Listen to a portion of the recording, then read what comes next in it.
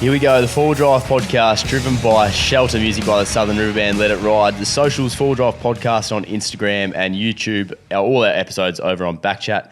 Ronny, mate, welcome to the new studio, the new BackChat Studios. Oh, no, it's awesome. It's a space and a half. We've got about 8 different rooms that we can choose from if we want to set up down there. If you've got a keen eye, you'll notice that this is not the original studio that we've done all of our episodes from, and this is actually the first episode on all of BackChat's This is cool. channels that has filmed and recorded here. So Yeah. I'm so fresh here. I don't even know what a toilet is. Do you know what a toilet is? Well, there's a couple to choose from actually. There is. Yeah. You got one at the back there. There's also a bar and a shower if you need a shower. No way. Just around the corner here. It's we probably could move the whole BackChat team in, and we could all just live together, which would be good fun. There's enough room. Jaden wouldn't have to travel from Mandurah to get so here. far south. There is a dodgy door handle though. There is, yeah. You don't actually have to lock the door because you can't get in anyway. The door handle doesn't work. So, no, it's exciting. We're the first to film, like I said, and it feels good, mate. This is the home, new home. I love it. Another exciting addition. Now, help me out here, Jaden, if I forget anything. But we now have Patreon at the Four Drive podcast. So we're going to have OnlyFans too? There's some conversations to have around that, Ronnie. We're We're going to be talking about that later. It could be a bit awkward. But we do have Patreon. We're excited to bring that to our listeners, our viewers that have been with us from the start. There's an option now to get involved at a higher level. We've got 2 tiers, Jaden. We've got the enthusiast and the expert. So do the math, you can probably figure out which one's which there. And we're planning some exciting stuff. So we've got maybe some giveaways, maybe some Q&As, maybe a tag-along tour. We're not sure where it's going to go. We're going to sort of plan it as we go and wing it a little bit. And there's a couple of ideas in there we've been playing with as well. So yeah, we're brainstorming. It's and pretty you've had exciting. Patreon before, Ronnie. Yes, I have. Yes, so the only reason why I stopped Patreon and moved it all to YouTube was because I couldn't manage everything myself. Yep. But we got the man beyond here, so it's all good. There's a team of us now looking after it, so we're ready to go. We're excited to bring that to you, and we encourage you to get on board. There'll be plenty of behind-the-scenes stuff, and like I say, it'll be a little bit more than what you see on YouTube or across socials, and obviously where you listen to your podcast. So excited to bring that to you. Yeah, Now, definitely. So you just come back, right? oh yeah, I did. Yeah. I've been camping Yeah. Well, Yeah. How many days did you go for? 2 nights. Because I saw some of the photos, Yes. and there was no one else there. How did you score that? Well, that over this was weekend. maybe just good photography because it was quite busy down there. I was down really? towards Buffalo Beach, but the Friday was very busy. The Saturday actually really quiet, considering it was a long weekend and at a pretty popular beach down there. So we did have a lot of the beach to ourselves, which was beautiful. Yeah. Wind came in at lunchtime both days, but Maybe that's why it's quiet. you get that. But I had a great time, and like I say, I don't get away as much as I'd like to. So to take the opportunity and get 2 nights away with my brother, who was over from Victoria, and some good friends. So it was a really nice getaway. And The first time your brother's been to the beach camping in WA? yeah, it's not, but it's probably the first day where the first couple of nights we've actually been able to park up on the beach, spend the whole sort of 2 days there, and he's camped in a similar area with us before, but I think so.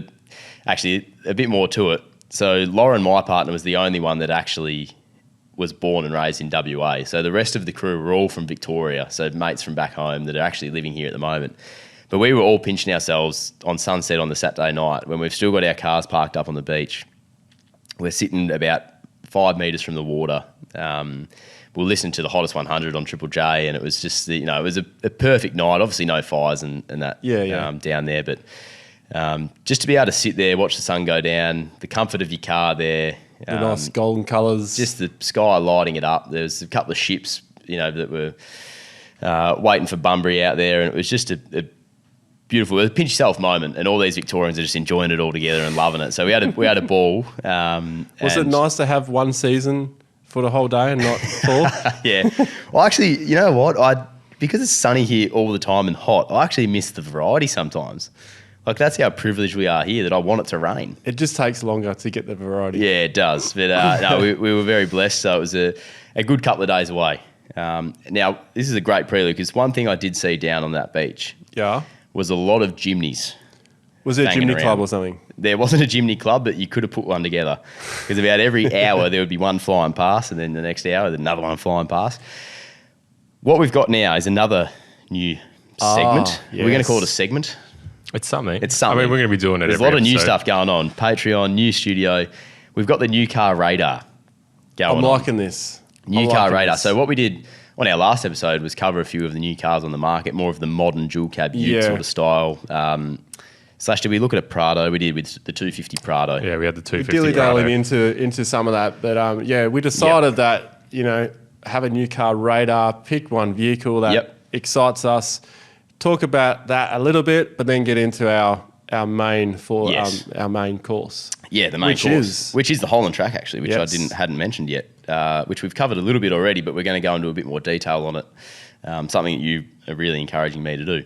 But while we're on the new car radar, which I don't know, are we thinking of some like fancy tune to bring this in, or Oh, how good are you on the decks over there, Jay? You put me on the spot over here. I've got nothing. We'll give you a couple of days for that, Jay. New car radar. We're looking at the 5-door Jimny.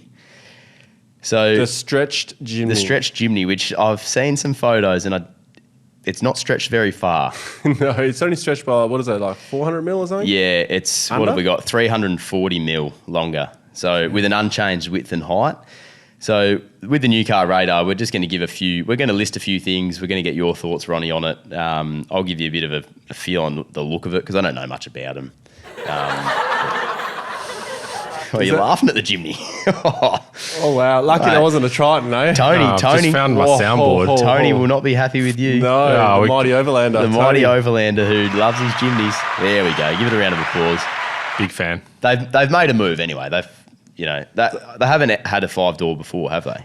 No, they haven't, but... Right, mate. That's enough. Sorry. Carried away. It's okay, so you have a Jimny, and the way I look at a Jimny is a great little car. Yes. I'd love to have a Jimny just to muck around in, but I've got enough cars. I need to get rid of one.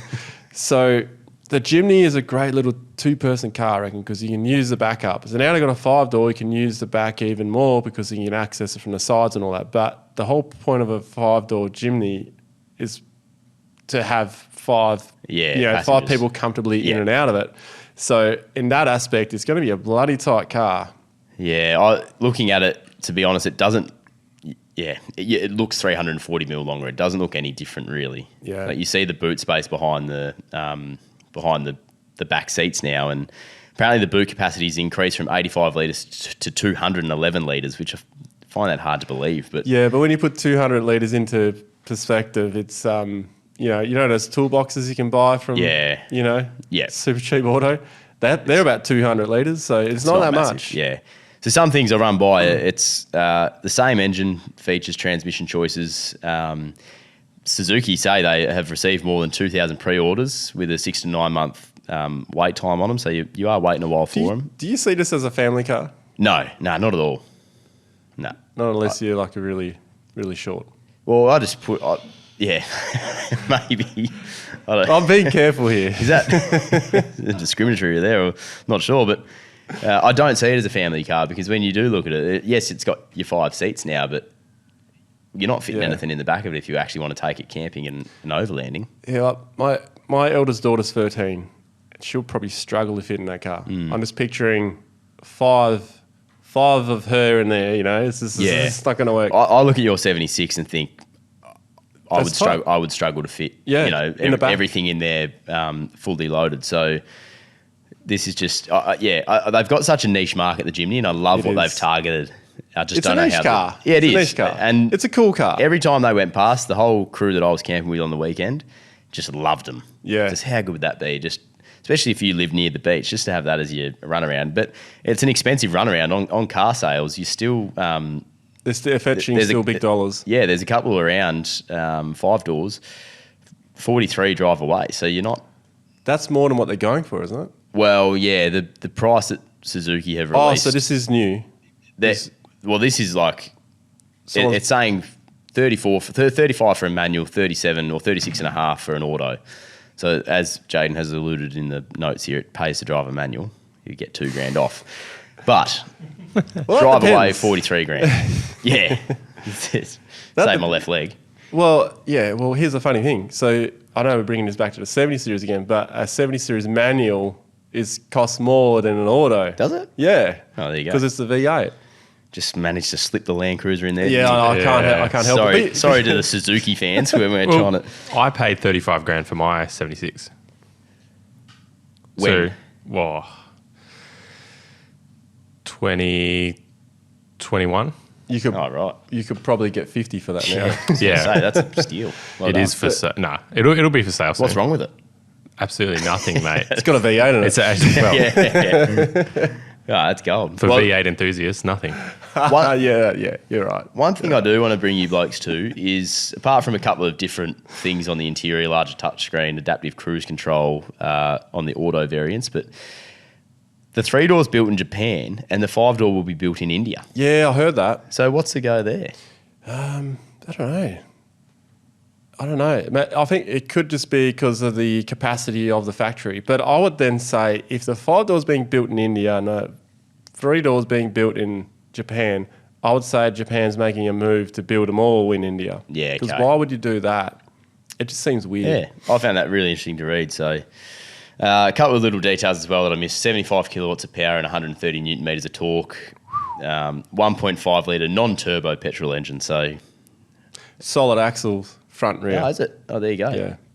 Well, there's something for the four-wheel drive lovers. But yeah, it's an interesting choice. I'd love to hear from Tony if he's out there listening. It's been a while since we've caught up, and his Jimny is awesome. So it'd be interesting to get his take on the 5-door. But I think they've nailed the 3-door. I think that's found its place in the four-wheel drive market. I'm interested to see agree. how the 5-door goes. One concern I have about the 5-door is because they've extended where the wheel is, right?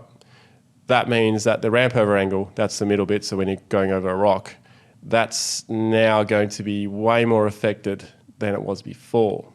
So the Jimny is known for one of those cool little cars. You'll see patrols and Land Cruisers try and scale something they can't, and then some person comes in a Jimny and just goes, Yeah. up they go, and everyone's like, what the hell just happened? It's because of the short wheelbase and all that. They're just so nimble. Yep. They're so narrow. Little go-kart. They're really capable. Yeah. They're fun. Yeah, they as I said, I think everyone loves them. So hopefully they go well, but time will tell. Do you know what the roof load is on a Jimny? I can't imagine it's much. 30 kilos. 30. So by the time you put a roof rack on it, you can look at your roof rack. Can you get that an internal frame to help strengthen that, or You probably could, reinforce it? but It's taking up. If you're putting bars in the car, it's taking up a lot of space. But when we're talking roof rack, it's not all about what the roof can handle. It's also how the car handles. Yeah. So there's two things: the structure of the structural integrity of the roof itself, and then which they obviously always over-engineer, so it could probably take more. But the handling of the car, they don't like having much more than that because it's, in terms of the shape of the car, it's quite tall for the size that it is. So it wouldn't take much to flip it. It's only really roof bars as your option if you actually want to put something on the roof. Roof bars and a miniature kayak. Yeah. He's having a bit of fun with this. He's loving it. The mini jokes. Tony's got a rooftop on his Jimny. Surely that's over 30 kilos. Oh, 100%. He's obviously... there must be a way to reinforce like the frame of the car or something to hold. I don't know. I do remember avoiding asking him that on the modified episode I did. Just in to cover his base. Well, it's interesting. Like That's a good lot by of people in modified. That's good Avoid by you. asking, It's interesting, right? Like it's a fold out. It's one of those fold out ones, so it's probably Oh. Yeah, well, they'd have to be over 30 though, wouldn't they? yeah. Plus But like the when rack. it's folded You out, say that? It's a little bubble. Look, when it's folded out, it's fine. It's just because you got static and then you got moving. So the moving load limit is 30, but sitting still you can have more. Right. So for example, just to bring, all right, I'll try not to bring a 70 series back in. I'll bring a Patrol in. There we go. Roof load, are you qualified to talk about this? 120 kilos is the roof load. Do you know anything about these cars? What's that? Do you know anything about these cars? Yeah, they outflex a Land Cruiser any day. Ooh. And their driveline is superior. Oh. It's really good. There you go. Yeah, I'd love to have a Patrol driveline with Toyota gear all around it. that'll be nice. And the way the axles are, they're dead centre. Well, in some cases. Anyway, 120 kilos. You take your roof rack, say 30 kilos, because it's a bigger roof rack on a wagon. Now you're left with 90 kilos. And that 90 kilos, well, if you put a rooftop tent on it, that's another 50 to 100 kilos, depending on what you go. Put 2 people in it, say they're large people. Say you got over 300 kilos on a roof, which is fine when it's sitting still, just not when it's moving. Right. And you wouldn't be up there when it's moving. Yeah, that's a good point. Well, unless the car is not moving, but the car's moving for other reasons, then... Anyway. All right, let's get a final 5-door Jimny. Yes or no at this stage? No. 3-door. Jaden? 3-door. Nah. Yeah, But I wouldn't go for a 3-door either. I wouldn't go for a 3-door, but I like the 3-door. Yeah. 3-door over the 5-door. Yeah. So we've got 3 no's from the 5-door, but yeses to the 3 doors. Yeah, 3-door. Yeah, I'd cool. love to play around in the 3-door. All right. I'm happy with that. Imagine a nimble daily driver too. Yeah, it would be fun. Yeah. That would be fun. You could cruise. You could zoom the streets on that thing. Yeah, it's Surely. like with those scooters that fly around these days. Yeah. It's not much bigger than the scooters flying around these No, days. it's not. Hey, let's get to the Holland Track quickly. I just want to touch on a couple of things before I really dive into it. Yep. How many times have you done it? Don't know. Don't know. Too many. Too many. Really? Yeah, too many. That many? I don't actually know. It is likely within my digits or just over. I don't know. So that's 10 give or take. 10 give or take Yeah. too.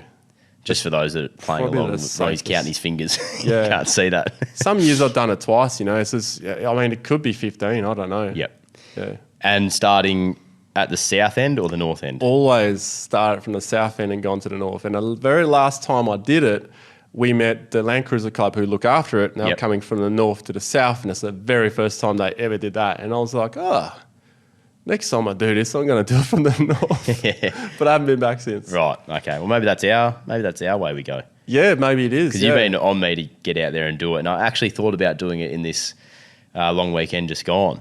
But would have been hot, man. yeah, that's what I was thinking. I thought with the heat, Victorians, let's maybe get by the water. Last question drivers. for you before we dive in. Would you do it in a 5-door Jimny? Oh, yeah, definitely. So it'd be, I'll definitely do it in I'll do it in a 5-door Jimny. righto. That's going to be something that I just bring in on the new car radar. I'm just going to slip that 5-door Jimny in every now and then. Yeah. I'll definitely do it in a 5-door Jimny. All right. Would you do it in a 3-door? Oh, yeah. That'd be- 100%. yeah. Yeah. I'll be done a day quicker. All right. The 4 Drive Podcast, driven by Shelter. We're back. I just had to take a phone call from the boss, if that's why it was a bit of an awkward entry there halfway through the podcast. Scully in another life, also working on radio, which I was on air for, which was a good chat. So I put my day Gave us a job, I gave us a plug. Oh, yeah. Gave us a plug. Put my day job hat on for that chat. Now I'm back to the 4 Drive Podcast. Did Sorry I left you. Did he bring up his Marin? No, but yeah, he did. He did admit that he has no idea, and the other host that he was on the show with both have no idea. And they asked for my best tip for 4-wheel driving, and I said, get in the car and put it into drive. And I think that's a pretty good way to start. Wow. That's very good. Or gear 1 for those manuals out there, which is you blokes. And press Yeah. the full drop button. Yeah, or you could do that Turn 4 drive on. when you hit the sand or something. Not on Yeah. the road. Well, It's not Or a a great tip for medium. blokes to know. yeah, I mean, Yeah, true. well, Right. yeah. No more. That's me done. Holland Track. Your turn. Yes. Give us a brief history on the Holland Track. Oh, is this a test? Yeah, I've got a few things here to back you up, and I might throw a couple of curvy ones in at you. But just give us a brief history on it. All right, you may have to correct me on some of the dates, but so the Holland Track is purely there because a guy called John Holland was set to the task of, cutting a track from Broome Hill all the way to Coolgardie, or a place called Fly Flat, because that's where they found gold. Right. And that gold sparked a worldwide gold rush. So heaps of people just came from the other side of Australia, but from all around the world, came to Albany, came to Perth, and they didn't have any real quick way to get there. So they were going to build a rail line eventually But until that rail line was ready, a few people tried to put a track in, and a couple of people went missing. So can't remember those names, but they went missing. One of the guys, they found his horse, but didn't find him. Right. John Holland, Cracker, and a couple of other men, they cut the track by hand in a straight line as much as they could, and basically blazed their whole way to the other side. They did that within 2 months, I believe it was. Right. 2 months. Yeah, 2 months and 4 days. Actually, let me see here. Pardon me. Yeah, that's about right. Yeah, and the track was open for 3 years, then disused because the rail line came in. So basically parallel to the Holland Track, there was a rail. So the rail line would have come from... Or Perth to Coolgardie. So I'm not actually sure about that. I'm pretty sure it would have been from Perth, right, all the way to Coolgardie, and then now it's to Kalgoorlie. Yep. So the track was disused after 3 years, and then nature just took it back. The latter half. So the southern half, it's kind of split in two. The southern half just all became farmland, and then the other half the bush took it back. And then about almost 100 years later, a couple of four-wheel drive enthusiasts wanted to retrace it. Yep. And got permission to retrace it by the Shire, local government, and managed to do that after a couple of attempts. So they followed the track as best as they could, and they found evidence of where the track used to be along the way and managed to cut it. And the cool thing is, today we can enjoy that track because not only of the guys recutting it, but also the men who cut it to start with. Yeah. So interesting, Jaden's just popped in here that it was John Holland's life work, really. Like that was probably his biggest achievement, Yeah. How old was he? Was it? Don't know. Have you got that, Jaden? But 20s, late 20s, yeah? He never received any formal acknowledgement or compensation for his work on that track. So he basically put that through some pretty rough country together for free. He did, but he also used it as a trading route for a couple of years. Right. So him personally. Yeah, him personally. Yeah, okay. So he made a bit of money that way, but also he harvested a lot of sandalwood. Right. And a couple other things along the way. The interesting thing is the way he managed to do it, because they were running short on water, so he would ride ahead, I think up to like 20 Ks or 25 Ks, maybe further than that, each day to try and find where the best water source was. Yep. And then they would then deviate the track towards those water sources. And those water sources were usually big, rocky granite, and they would have like the holes that would just capture the water. And then on some of these holes, they're big enough, they'll have a slab over it so that animals wouldn't fall into it. Right. Are they still there today? Yeah. There's still there's a few NAMA holes out there. Yeah. And there's heaps of them actually. So if you on that track, every rocky outcrop you go to, there will be water of some form. Yep. Even during summer, some places you'll still find it. Right. It dries up pretty quick in some areas, but there's some that they have a slab over it, or they're shaded by trees, and you would likely find water there any time of the year. Yeah. Okay. So do you know how long the track is? Okay, in total it's about 400 and something. The latter half, which is the top part, which is the only four-wheel drive bit, which is the only sort of campy, bushy thing, is 220 maybe. Right. Ish. So we've got a number here that says 321 kilometres long. Okay. Which is in the middle of all of that. So maybe they're starting it from a different point, which what we've found. There is a different point you can start it from. Yeah. Oh, this is actually saying the track starts at Hyden, so maybe it's saying from Hyden to the start where you're thinking then, because it's quite away from Hyden still. If you add Hyden, that's 60 Ks. Yeah. To my 220. So you're starting again. You're still a little bit out. Yeah, nice way to work around there, mate. Yeah. Well, where are we going to? Are they saying to Kalgoorlie? Coolgardie? Coolgardie. Oh, well, then you got to add that on too. Oh, okay, there you go. Yeah. Oh, well, he's spot on then. Well, it's convenient, isn't it? It's 321 kilometres. That's Added all 70 these things Ks. up. Yeah, no, you've got it. You've got it. Well, that's a brief little history. I like it. Preparation for the track. So the way I see the Holland Track is it's a very achievable track for, I don't want to say the beginner four-wheel driver, but I would say if you're going to do like and I've never done it, mind you, so I'm assuming here, but if you're, say, an apprentice tourer kind of thing, outback tourer, remote tourer, the Holland Track would be a great way to test the waters. Definitely. It's a fantastic track to do, actually, because not only do you have an A and a B point, you've got history to it. Yep. You can buy books, the WA Full Driver magazine, I think it's called. They've got these little books, little day books, and they actually have way more information than what's on the internet as well. And they've got like little history, little spiels about each of those areas that are along the way, like Sheoak Rock, Cracker Hill, all those places, which are along the way of the Holland Track. Camping, anywhere almost. Yep. You're just going to find a spot where you pull over. Yep.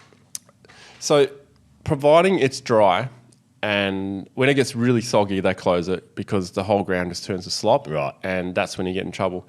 Providing you stay out of all the water holes, all the bog holes, because some of them can swallow a car. Yeah, okay. But you don't know until you put a stick in it.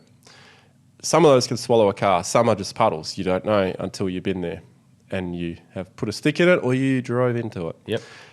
And a novice driver, a beginner four-wheel driver, can manage this track so long as they have good tyres. Okay. Because this track does claim tyres. And we've had that on multiple tag-alongs, because I used to run tag-alongs there as well, which is part of the reason why I've done it more times than I can remember. Yeah, righto. So you do have to be careful with your car. And usually the way people slash their tyres on the Holland Track is because some areas are bushy, so they will favour the driver's side. So the passenger side is hitting the bush more. Yeah, okay. But the passenger notices it more than the driver, but usually the passenger's just sitting there getting thrown around trying to hold on to something. Yeah. And that wheel is riding on the edge, and you've got tree roots, you've got rocks, you've got stumps, you've got little sticks from previous fires, and that's what catches your tyre. Right, Mainly those sticks from previous fires is what will catch you out. Yeah, okay. And we've had a few cars that have lost 2 tyres on that track for this reason. Yeah, right. So what sort of four-wheel drive do you need to do it then? You could have a brand new Triton, Yep. straight out of the factory, or a second-hand Triton, providing it's had a service and it's running well, with all-terrain tyres. Okay. All-terrain tyres. Yep. No rims bigger than 18-inch. Right. 18's your limit, because the bigger the rim you have, the less rubber you got on it and the less air you can take out of it. Yep. So we actually banned 19-inch rims from going on the trips. From any tag-along. Right. Because the compression and the pinching on the bead is where they used to fail. Yeah, okay. Because the rubber is so thin. So therefore, we banned 19-inch rims. Yep. Because it ruins everyone else's trip to a point, because you got to stop, you got to fix that, and usually you end up with some problems anyway. Every trip you're going to have a problem. Yep. It's not a trip without a problem. Yep. And you always feel good about sorting a problem out afterwards. And the Holland Track is one of those where you're not going to be short on problems. And to bring in the 70 series again, the V8 70 series with a standard alternator hates that track. Too slow? If you put it through mud, the alternator sits so low, and that mud out there is so silty. Oh, right. And it's very tempting. Look, everyone wants to go through and splash a bit of mud. You got kids in the back egging you on, Yeah. And it is always good fun. Yeah. But I've done that track quite a few times, but one time in particular, this does include the Woodline track, which is in the same area. We'll get to that. It cost me $5,000 Yeah, right. in repairs just from mud. Oh, really? Yeah, I got a bit stuck in one, and I had to go backwards and forwards, and right. And then I ruptured the seal between my gearbox and my engine, and I had to sort all that out. Wow, okay. So you're not recommending like an all-wheel drive Forester or because is there enough chicken tracks to get around those holes? Yeah, there's enough chicken tracks. Okay. Look, there are some sections where there is a lack of chicken tracks depending on what time of year. So if you do go midwinter, like wet winter, not dry winter, but wet winter, you do have to really be careful. It's best to go with someone. But a Forester, easy. Yeah, okay. There you go. So that makes it feel very like don't want to say safe, because you don't want to get sort of ahead of yourself, and it's still remote. There's not much out there. Yeah. You're not far from anywhere. a lot of the time, but you still, I'm assuming, going to be needing. It's a long, You're going to be needing the right amount of food, water, fuel. 100%. You need to prepare for things, like you say, to go wrong, because things will go wrong on the Holland Track. Yes, yeah, definitely. Look, if you're going during Easter or something, you know there's going to be so many people, but you're always going to find somewhere to camp. But if you're worried and you're worried about something going wrong, someone will be passed within number of hours at the most. Yep, righto. Providing you're not driving at 2 a.m. Yeah, okay. So the difficulty of the track can be a high. The difficulty of the track is how difficult do you want to make it? It's Yep. like the Powerline track. Yep. However, Powerline track in winter, doesn't matter how many chicken tracks it has, if it's had a good soak, the chicken track can quickly turn into the worst track because there's no ruts to hold you in. Yep. And the same thing for the Holland Track. Like if you dilly-dally around and you hesitate, I've done that once. I was avoiding these two opposing holes and it was really wet. I kind of back end slipped into it. Yeah, and I needed to winch myself out. Right. So proceed with caution. How do you get there? Yeah. What are we doing? Well, if you're coming from the south to the north, which is the only way I've ever done it, you go to Hyden. Yep. And Hyden is the home of Wave Rock. Yeah, good place to start. It is. It's actually a great place to camp as well. Yeah. And if you don't want to camp the whole time, and you only want to really camp when you're out there, well, there is the pub around the corner, the hotel. You could stay at that. Even Wave Rock has some accommodation. Yep. But we always just swag it or whatever. Yeah. So sometimes we'd meet people there. Other times we'd just drive out because only a 4-hour drive. Yep. 3-hour drive. Yeah, it's not too far. Nah, it's not we far came at all. back through there on the Nullarbor trip. Yeah, there's fuel as well, reasonably priced fuel. Yep. And 60 k's out of Hyden is where you start the track. Now, these days, it's bitumised the whole way to the Holland Track. Yeah. Which was handy. they've been moving it along every Yeah. single year. Do you reckon it'll get to Norseman by one? I reckon it will because reckon? I think it's like mining assisted. There's a lot of mines out there. Yeah, there is. Yeah. And look, that gravel road is fantastic the way it is. That Hyden to Norseman road, it's awesome. So I reckon that will be bitumised one day. Unfortunately, because I do driving on the dirt. It's fun. It's part of the experience. It is. Yeah. So what else is there to see around there? We've got here. You can check out the rabbit-proof fence, Wattle Rocks, Mallee Fowls Nest, which is a turkey-sized bird. Yeah. That survives in only a few wild areas. Good by you, Jaden. What else is there? Because the Holland Track, is so it's not everything. contrary to belief. The environment does change as you go. It feels like it gets redder the deeper you get towards, or the closer you sort of head towards the goldfields. Yep. The deeper you go, the more redder it goes. So it kind of has this, slow burn. It's good. And then you get to a halfway point and you realise that you are remote because there is nothing around you because you're looking at your maps and all that. Camping is great because, look, I've done that track so many times. It doesn't get boring. Yeah, right. There's always somewhere different to camp. There's always something different going on. Salmon gums, absolutely beautiful, especially in the afternoon. They are cool. Yeah, it's similar to the Salt Lake that we stayed at. Unreal trees, those things. Yeah. It's special. It's epic. And you do have like a little bit of a hill climb at Mount Holland, and that hill climb is gradually getting, I wouldn't say hectic, but a bit more sort of fun. Yeah, okay. So you do have to think about wheel placement driving up, particularly if you're in a stock car. Most people should be able to do it. Yep. They stop people from towing trailers up there. So that tells you that it's at a point where, if you're not experienced, do not take a trailer up there. Yep. I used to take the trailers up there all the time because, just good fun. It's an easy track depending on what type of car you're taking and how many modifications you have. Yep. But look, I reckon it's a fantastic track. Yeah. And like I said, it just changes all the time. And you got the big rocky outcrops, which give you a really good view as well. Yep. And photos out there. It's just that it's like that goldfields. You got the wildflowers as well on the southern end, I'm assuming. Yeah, look, you do get a bit of wildflowers, not that much. Right, okay. Not as much as you do further north. Yep. That's where you get like wildflowers on steroids. Yeah, right. Yeah, in some of those areas. Awesome. It's like you got this, like barren sort of landscape. It's all red dirt and it's all dry. You feel really bushy, but then come September, holy shit, it's just crazy. Yeah, okay. It's just carpets. Yeah, yellow carpet, bloody nice. blue carpet, and then it changes. So then the pink ones come out, and it's just weird. Yeah. So the first time you see it, you're like, what is going on? If you don't know about it, you're like, what? Come across that, it'd be bloody nice. But look, the Holland Track's more sort of bushy. Quandong tree. Yes, there are Quandong trees out there, which we tried for the first time on the way back. That was cool. Yeah, bit of bush tucker. Yeah, they're cool. Look, usually red fruit, you're like, oh, that's a poison indicator. But if you know what you're looking for, Quandongs. Yeah. You're probably more likely to find them on the Holland Norseman Road. Yeah, okay. Because wildlife doesn't like that road because it's so busy. Yeah, there's a lot of cars and stuff. Yep. But enough. out in the bush, you do get a lot of emus and stuff eating it. Yep. Yeah. What time of year are you recommending for the Holland Track? Or if you're for a bit of adventure, winter. Yep.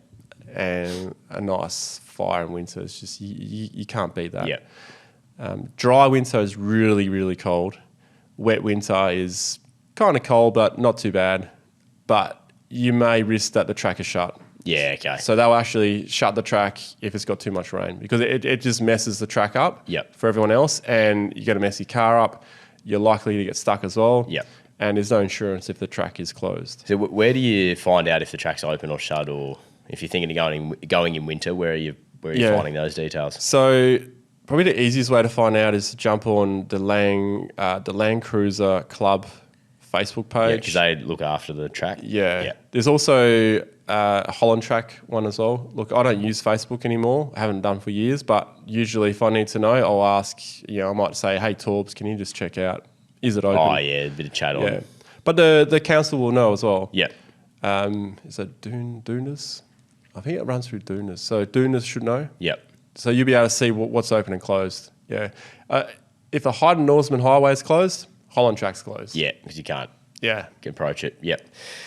That's good to know. So the dangers, apart from the mud holes, the sludge clogging your alternators and all that, is the biggest danger the time, like just being careful with the time of year that you go? I think the biggest danger is going for a poo in the middle of the night. Really? Yeah. Now, stick with me on this one. Yeah, all ears now. Okay, I'll have to start from the beginning here. So last time, not last time, it was a while ago, Torbs was with us on a tag-along tour, right? So I cooked him some hot chorizo the night before. Like where it's heading. Yeah. And he had a bit of trouble that night. So the next night, I'm cutting up the next one. He said, look, last night this happened. I said, no, it's a different sausage, It's the same packet, but different sausage. So I convinced him. He had it. We had a few Fireball whiskies and stuff that night and had a good time with everyone else as well. He went to bed. I went to bed. But that night, which I had no idea about, he had to get out of his rooftop, out in the cold. He wanders off. Now, this is in the Great Woodlands, Everything looks the bloody same when you're walking because, whichever direction. So he walked, dug his hole. He did a fair way away from the camp, which is good. Common courtesy. Common courtesy, that's right. And when he finished his business, he stood up and he's like, oh, shit, which way did I come from? Oh. Because he's just been like looking at the stars and all this stuff. And then he was starting to freak out and then he said something like, oh, I just thought I'd just stay still and see if I could hear something. Now, we had a major snorer at camp, like next level snorer. He could faintly hear that and he followed that back. Really? And because of that snorer, it saved him from being lost. Wow. Yeah. How far away was he? Not sure, but could have just been a couple of hundred meters, It doesn't take much, yeah. And that's a good tip, although it was to do with a poo story, but good tip, just maybe not stray too far from camp in the night time. Yeah. Oh, I thought you were going to say always bring a snorer. Yeah, that's another good tip though. Yeah, or don't if you want to sleep. Yeah. Well, if you want to find your way back to camp, though. Yeah. What's more important, mate? I reckon a good sleep, to be honest. Sometimes there are worse things than a snorer at camp. This other time, A farter. same place, there was a couple that had an anniversary. Oh, hello. We'll stop there. Maybe that's for the Patreon viewers and listeners. Tell that story later That's on. for our OnlyFans account. That one. But this story also involves Torbs, because he's the one that told me about it. I didn't know, but I think it's a rooftop thing. He's up there. He can hear more, right? On the ground, I don't know. I just get a better sleep on the ground. Yeah, but he was camping right next to this couple. Interesting that Torben's found a way to make out that he was up higher and could hear more. Maybe he's wandering around again and don't you usually get high for a good vantage point, not for better hearing? Better hearing, maybe better view. Sorry, Torbs. Sorry, Torbs. I actually haven't met the man. Here I am just bragging him out. But, wow. We'll have to get funny. him in. Very, very funny. Geez, they must be comfortable though, those two, on their anniversary. Yeah. What were they in? How many Fireball whiskies had they had? Ooh. Well, that wasn't that night. It was a different night. Ah, okay. But it was the same place. So it would have been a different trip. Interesting. So were they camping in swags or were they rooftop tents as well? I think they were in swags, but they might have been in a tent maybe. Yeah. I was going to say, it would be interesting to note the size of the swag. It would have been a double swag. It would have had... The Big Daddy. The Big Daddy Deluxe from Kings, I reckon. Weren't they popular when they came out? Well, speaking of hot things, you sent Hang on. Well, what? You sent through where a are we photo. going? Are we talking about chorizo now? You Or are we sent through talking a about photo. sausage? You sent through a photo, mate. I did. Scorpion Chili Pale Ale. Oh, yeah. Where was that? Have you was got the a while- photo there? Yeah. Ah, yes. That was at Christmas. Yep. Yeah, my partner Lauren, her dad had that beer, and like I had a taste of it, and it was proper chili, like proper, like you were eating. It was like you were eating you know how when you something in a drink, it doesn't exactly taste like how it would if you were eating that same thing, but that had like a genuine chili sort of. You're experiencing the actual chili in its raw form. It was weird. You'd say, or raw, Anyway, You're lucky. I had another photo there. Yeah, I just wasn't sure what you're going for there. There's options. There's options. Find us on the Four Drive Podcast OnlyFans. Yeah. Oh, yeah, okay. You will not find me there. Well, you might. I don't know what he's got planned for us, but far out.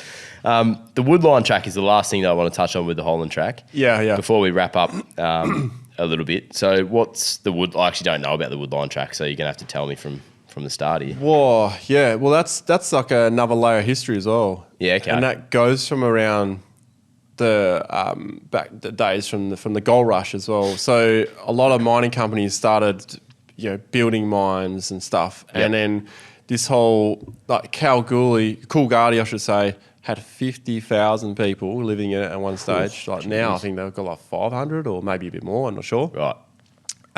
So that place was going off. That was bigger than Kalgoorlie.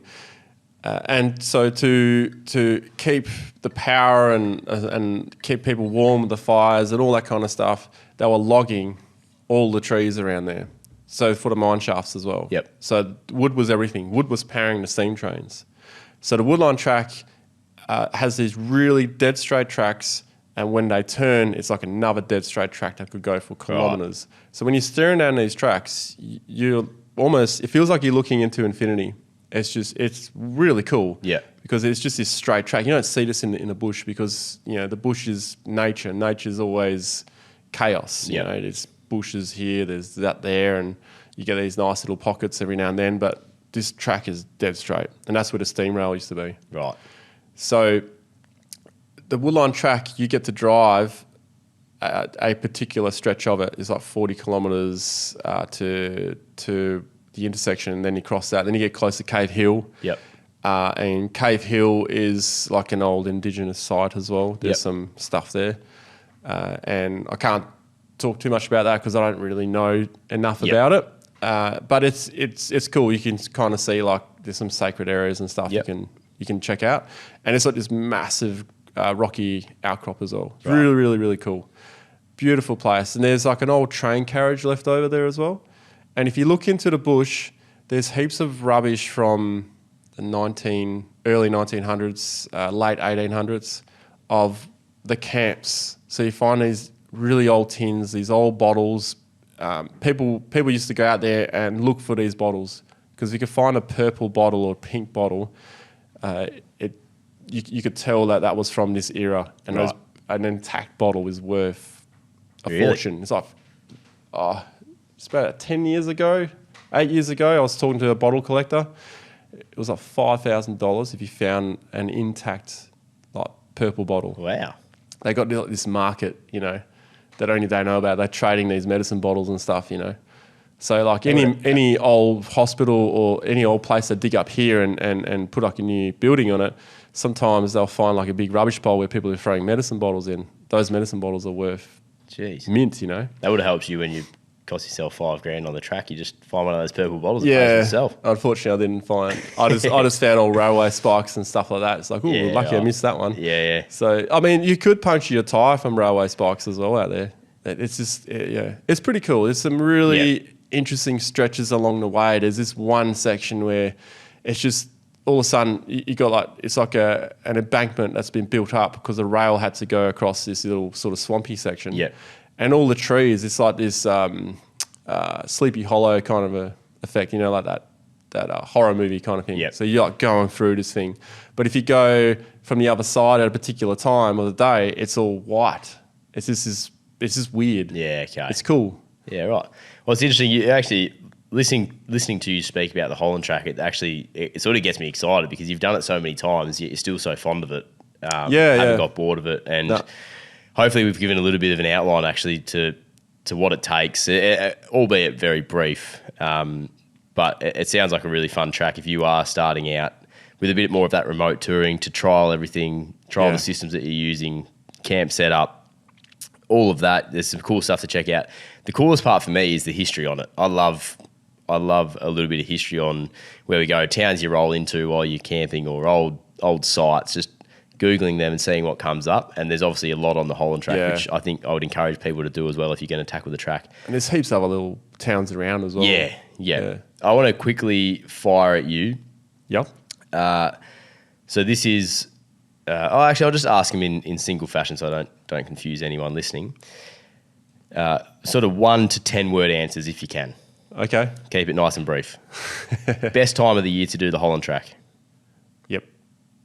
Far out. What did you actually got me there. Okay. Best time of the year. Sorry about that. Best time of the year to do the Holland Track, I would say autumn. Autumn? Yeah. Done. The best amount of time to do it in? 3 days if you want to take your time and relax. 2 days if you want to get from A to B. Right. 3 to 4 days if you want to include the Woodline Track. Okay. Because the campsites are awesome. Like if you camp at Cave Hill, awesome. Yeah, right. Absolutely awesome. But here's the tip. There are 3 campsites, 4 depending on where you divide one of them. One of them is only on a particular side. And so I don't send everyone to that side. That is the side to go. Right. Thank you for that short answer. Sorry. Good intel though. You made up for the yep. How many in a convoy, perfect world, for the Holland Track? Ideal convoy, 6. Yep. Maximum convoy, 12. Yeah, right. 12 is always the max. Yeah, okay. Yeah. So why 6 is preferred? 6 is a good number. The campsites can cater for, most of the campsites can cater for 6 cars. Yep, okay. If you're only like 1 to 3 cars, even better, because then you can get those tighter spots, which I never really have camped at because we've always had big groups with us. 12 cars, it takes a bit longer. All you need is that one person who doesn't really go the same speed as everyone else. That can slow the whole convoy. Yeah, righto. A 6 is that's a good amount of company too. Yeah, it is. 6 cars. It is. And the dust isn't too bad. Yeah, okay. With 6. Yeah. I'll blame myself for that long answer because I prodded you a bit more on it. Now, you can't pick any of your Land Cruisers. Okay. One car that you'd love to do the Holland Track in. My Land Cruiser. Torbs' Land Cruiser. No Land Cruisers. No Land Cruisers. Ooh. Okay. Well, let's... More for the and you're going through the you're hitting all the boggy challenges. Hitting all the boggy challenges. Hitting the boggy challenges. Oh, GQ patrol. Okay. No? Look, I would strongly encourage people not to hit every single challenge. Look, driving through a few is, but like if you did, it's going to wreck your car. Also, it's not the best for the track, but I also don't want to say, look, don't do this, don't do that. You're always going to have a little bit of fun. There's going to be a bit of water around, but if we keep it within reason, a car I would do it in, a Triton. Triton. Love it. The Triton. Brand new twin turbo Triton. People liked hearing about the Triton. Thank you for those answers, Ronnie. That's all I've got for you on the Holland Track. But yeah, back to the Triton. People liked the Triton chat, which was good. Did you see that? Who have you been talking to? Oh, I know people did, but I just think because you're not on social media or anything. Yeah, but I listen to people. I hear the word on the street, mate. I got an ear down. Oh, the word on the street. Yeah, no, I saw it on YouTube that it had like your mates. My mates. My mates probably viewed it a few times. The True Lux. The True Lux. How good's the True Lux? Check out that page. That is worth a look.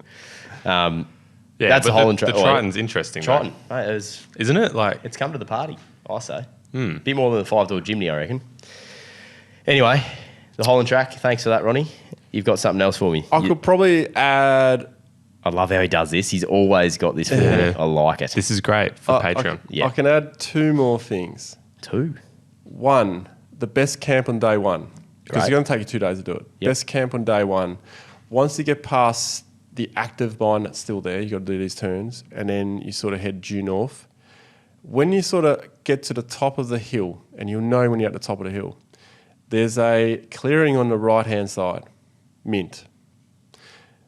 Day 2, Thursday Rock is a good go-to.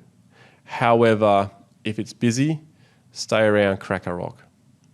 Yeah, that's good intel. That's where I can, That's it? That's it. Beautiful. That's the Holland Track. One for you. What would you do the Holland Track in?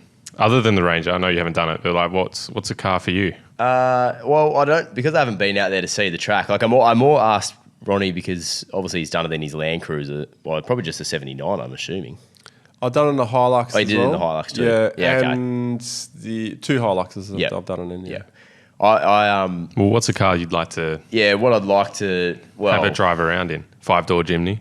Yeah. It would be cool to try and camp out of a 3-door Jimny, I'd say. But like that'd be awesome to try and figure that out if it was just, 2 of you. Or you have a lot of fun in a 5-door Jimny, I reckon. Yeah, it would be good fun. But I saw Rafa's just posted his Holland Track video at Destination 4-Wheel Drive on Sunday, I think it was, or maybe the Sunday before. But he was with us for that as well. Yeah, he took off when he took off just after us. Yeah, seeing him do it in the Troopy and just knowing how good that setup was, and if you're going to take 3 or 4 days, you'd be pretty comfy doing it in that. He did it pretty quick though because he was by himself. Yeah, he got it. Yeah, he said he was missing the company a bit. Yeah, which I get because we were together for quite a while. So and fair enough when it's 4-wheel drive podcast company. Yeah, and it was hot. It was hot. Yeah. So I'd say probably a Troopy because everyone knows I'm a Troopy fan. So I can pick Land Cruiser because I don't have one. Let's do it around the fire pit, Jaden. I'm going to throw to you, mate. It's time. Ooh, nice. Wow, coming a bit strong. That is very strong. That's all right. That's all right. That's a Holland Track fire. That's that wood out there. It's good. Yeah, good burning wood. So I'm just going to lean away from the mic. Got a bit of a throat tickle. Go for it. All right. Hello. Just muted your mic there. All right. Just for people that don't know, if you're joining us for the first time, around the fire pit is questions from the listeners, the viewers. I shut my laptop. Jaden fires them to us, who's behind the cameras. You've missed that. There's actually a photo in there for you, mate. You kind of half shut your laptop. Can I open it? I can't see it. No, you can open it. Can I look at it? This is from the mighty Overlander himself. This is from Tony. Oh. He's mentioned us in his story, and it's just a beautiful photo of Duggo giving an interview. Yeah, I wouldn't say beautiful, but he's Tony's hashtagged it Dreamboat. Yeah, and I appreciate that from Tony. That's really nice. You really just spun my head around just then. All of a sudden I was thinking, are we live? Are we like live? When I saw the notification, I thought that's what Tony says. That's me at my day job. Yeah. Just facing the cameras, much like I am right here. You just love the cameras, facing don't you? the Do you have cameras on at home? Just no, definitely not in the swag. Nah, just joking. Yeah, nothing for that OnlyFans content, mate. All right, get to it, you bastard. All right, first question in from Off-Road Touring Life. Good name. They must be into it. Yeah. Is that mates of yours, Ronny? Off-Road Touring Life. He's got so many mates. You got too many friends. There's anyway. so many that with names that are similar. There is. And I'll probably have Mate, you've spoken met so many people, to influenced so many people. You've influenced Duggo, mate, and myself. So I'm sure you're mates with everyone. Anyway, this question from Off-Road Touring Life. What is your worst camping experience? Who wants to start? Oh, wow. geez, you'd have a few, Mine- surely. Okay, because we talk about Holland Track, one just popped up about the Holland Track. Yeah. Yeah. Go for it. And this was at Thursday Rock. Look, Thursday Rock is maybe take that off the recommended camp because that's where all these things happen. Because there's another story about someone almost going missing. We'll save that for another time.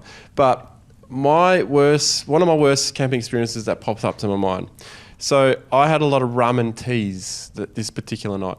But I also drank out of a life straw out of one of those water holes. Sorry, rum and tea or ramen tea? Rum. Rum and tea. Yeah. Right. Bacardi and tea, of all things. Should have really been spiced, but anyway. I kind of ran out of other things to mix with, so I was like, rum and tea. I tried the first one. Bloody awesome. But I probably had maybe a few too many because, I went to bed and all of a sudden, this is winter. This is not wet winter. This is dry winter. I woke up and I was covered in sweat. I was completely wet. The first thing that popped into my mind was, have I? No, I haven't. It's just sweat because I was wet head to toe. Yeah. I was like, why is it so wet? It was saturated. It was so bad. I got out and I was busting for a wee as well. That's why I was thinking, hang on. Yeah. Have I actually pissed myself? Yeah. No, I haven't. Good, check. But I completely sweat. And I don't know if it was because I used a life straw drinking out of a murky hole, water, because I was showing tag along to people. You can use this life straw to drink. I've never been sick of doing that before because these life straws are good. But the rum and teas, I reckon that's what it was. I went off, did my business, come back. I had to climb into my sleeping bag, which was soaking wet, the whole thing. And I know I've been sweating in it, so it was even more gross. And I was freezing cold. And now, guess what? My sleeping bag is freezing cold. So I had to climb into this clammy, freezing cold sleeping bag and then just sleep till the morning. When I woke up, it was dry. Thank goodness. Yeah. Wow. It took me a while to fall asleep. Holland Track. Thursday Rock. Thursday Rock. Stay away.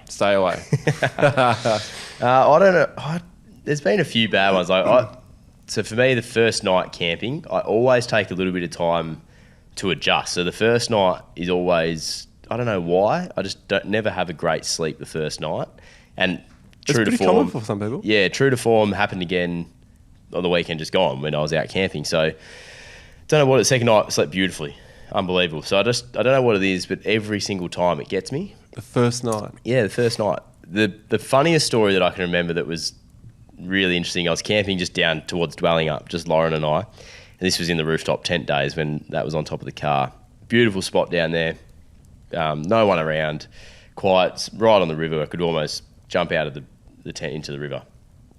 Anyway, Lauren doesn't do a lot of camping. She does love it, but she's not always with me when I go camping. So she's there half the time she's not. Yeah.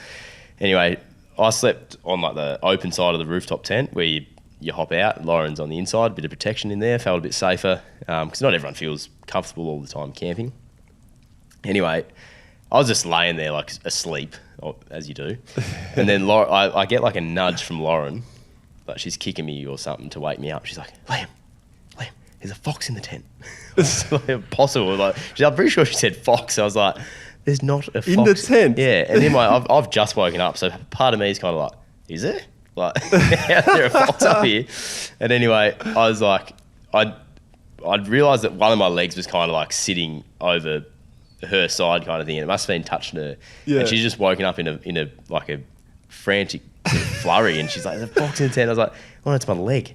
And then because she's the best sleeper I know, she's like, oh, bang, gone again. And here I am on the old first night. We were only out for one night, so I don't get a good sleep at all. And I'm just laying there like, oh, you're joking. That's just a hairy leg, for mate. a fox. Yeah, I was that's thinking not the same even. thing. Look at that. It's not that bad. Yeah. There's a fox in the tent. Anyway. Foxy leg. Yeah. She must have been dreaming about like. Maybe she was. There was like, Yeah. I actually had that. Another one this weekend. I had a dream that we had like a car come in late at night to camp and set up. Oh, you dreamt this? Yeah, I dreamt it, and then woke up in the morning and I was like, oi, like sort of poked my head out like, what do they do? And then not there. It is crazy how believable some dreams are. Lauren believing there was a fox in the tent, me believing there was a 300 series Land Cruiser at the camp.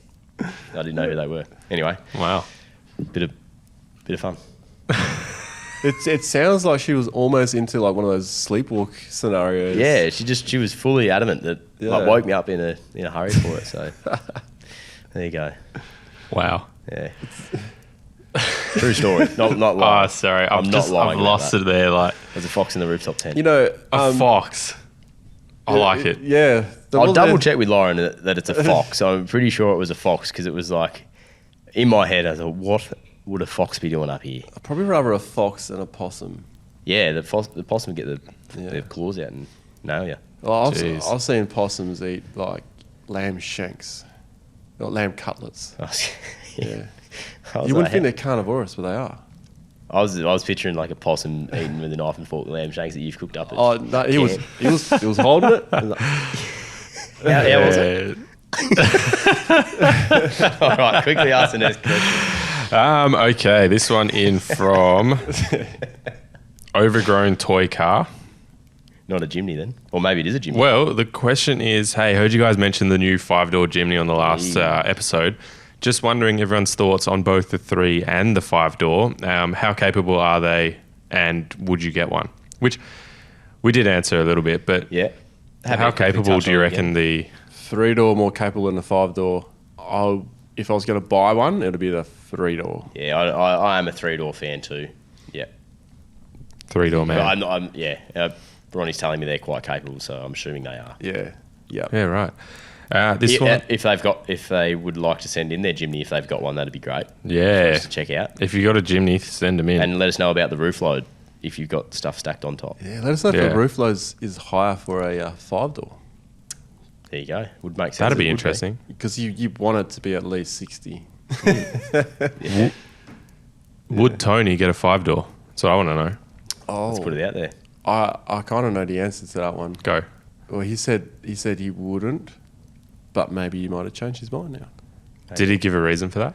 Yeah, he was looking at something else, but I can't. I'm trying to recall what it is, and I don't want to say the wrong car. No, that's right. And then also, if I knew, I don't want to spoil something if he wants to. Yeah. Yeah, right. I've done that before by accident. That's the creator's code. Creators code. Yeah. Yeah. We're part of that now. Oh, we are. Well, you are. We are. We're creating something. You probably create more than I do, to be honest. Yeah. The Creators Guild. You create a bit of drama, mate. Yeah, well, created something today, that's for sure. All right. This one in from Tristan on Instagram, Snyler. It's from Norway. Question for you, Ronnie. Oh. At the moment, you haven't tried your 35s on the 2.8 litre 76, correct? Not yet. The truth is, in Norway / Iceland, people have been running 40s and more, and it doesn't matter, on the 2.8 litre. He says they've got plenty of Hiluxes towing with 35s and stock gearing here. This is just a prelude to the question. Question is, would you trade the low-cost maintenance and reliability of the V8 for the 2.8 litre, like with all the electronics and the problems that are related to it and the problems related to the emissions, add-ons, etc.? So in Norway... Yep. To import a V8, they have to be 20 years older or more to be allowed to like be imported. Be like America. Yeah, similar. Yeah. So he's just curious about that. Interesting. That how long have we got? Well, So, just give us the first question again. He's looking at his watch. would you trade the low-cost maintenance and reliability of the V8 for the electronics and the kind of future upgrades of the 2.8 litre? All right. So, would I trade that? The answer would be if I was going to do the canning stock route right now, which I can't because it's flooded and stuff, and there's more bad weather coming up there. Right now I would take the 2.8 over the V8 if I had to go right now. Like someone says, Ronnie, you got to go now. Huge. 2.8 because it is nearly brand new. It is way more reliable than my current V8s. They both need a service. Service aside, I would likely do the canning stock route in the Troopy because it's set up for that. You know, it's set up to go stop, go each day. That doesn't mean I wouldn't do it in the 2.8, and there is a bit of a plan to maybe do that, giving a bit too much away here later in the year because you have to delay it. The other thing he was referring to, the new technology that's with it.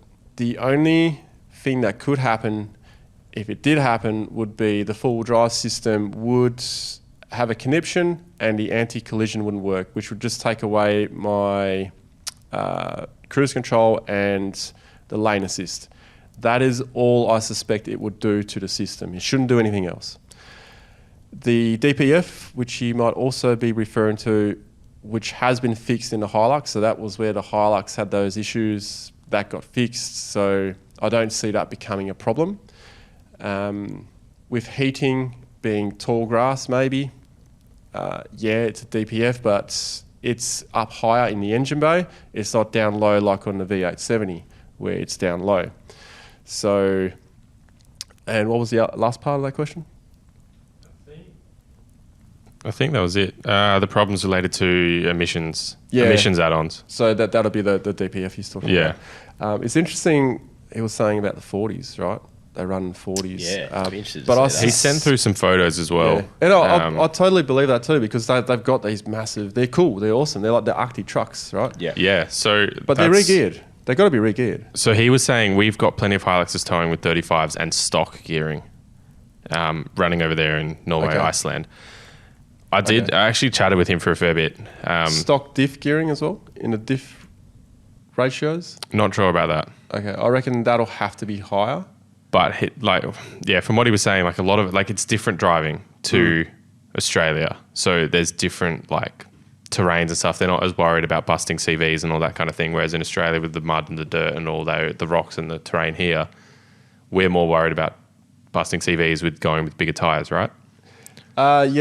It's more like the corrugations, the roughness of all that, and then also the vast distances. Yep. So having bigger tyres here impacts us more than, say, the US, right? Because there's a gas station every 30 miles. Yeah, so I've only got a screenshot of some of the messages up here, but I'd he went really into like it to deeper. pick his brain as well, yeah. Yeah, absolutely. He's a long time fan of the show. He's sent in a few photos and stuff like that. You remember that snow photo? Yeah. Of the car that was stuck in the snow. Yeah. He sent that in. He sent that in. Yeah, So cool. And that was one of our early episodes. Yeah, that was. Well, thank you. Yeah, thanks you. Thanks for your what word am I looking for? For your listenership.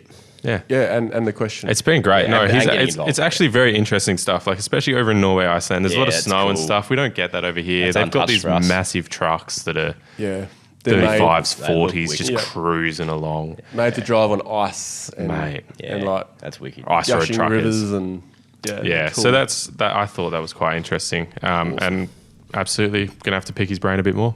And that's one of the reasons why that's one of my bucket list destinations is to go there and Iceland, Norway, and get one of those trucks with those massive wheels and then just have fun in them. That'd be cool. Yeah, I want to go to Norway at the end of the year. Do a little Christmas over there. Oh, nice. That'd be nice. That would be nice. Would be very nice. Anyway, that's all I've got for you boys today. We'll turn off the fire here. We've gone for a long time here, so we better wrap this up pretty quick. Thank you, Ronnie. Thank you, Jaden. The music that'll see us out is, of course, the Southern River Band with Let It Ride.